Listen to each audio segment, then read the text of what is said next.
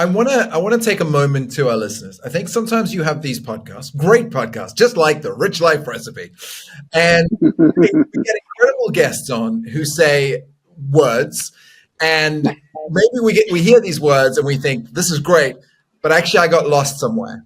And I think sometimes we're embarrassed to ask our friends the questions of like, what is client acquisition cost? Right? It's such we throw it around because we know it because we've been entrepreneurs for a long time and that's how we speak now. But for the average person listening, it's a really fancy way of saying, how much does it cost to get someone to try my product? It's the first time you spend money to get someone to go and try your product. And then hopefully your product's so good, you never have to spend money again to get them to keep coming back to buy the product again and again and again and again. And that's, again, the importance of a great product. So I think in this show, we're going to try our best to, yes, we're going to get great guests on and explain ideas, but we'll also take the time to break down these words in ideas and maxims that you can understand and you can use yourself. And I think the other thing that's going to come up on the show, I can tell you right now, because I know what our audience is like, our rich rollers out there, is going to be like, it's easy to say, think long-term when you've got money, but it's really hard when you've got no money because you need to first make some money to have oxygen to then allow you to sit down and plan and build brand. What would you say to that, Dr. Brand? Okay, yes. But we, even in those days when we had no money, we had long-term thinking.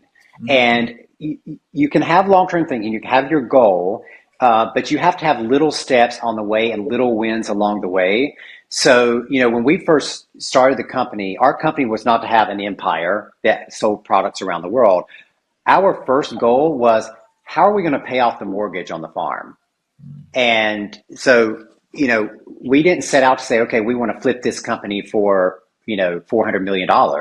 We said, we want to pay off the mortgage on the farm. And then once we paid off the mortgage on the farm, we're like, oh, okay, how can we get Josh to work on the company full time? So that was our next little goal. Well, and and I think that's actually an interesting point too, is we all believe that entrepreneurs, like you start a business and then, people always say, oh, you were an overnight success, like you became this thing. Right. Well, part of that, like how do you start is have a plan B. That long-term thinking is have a plan B.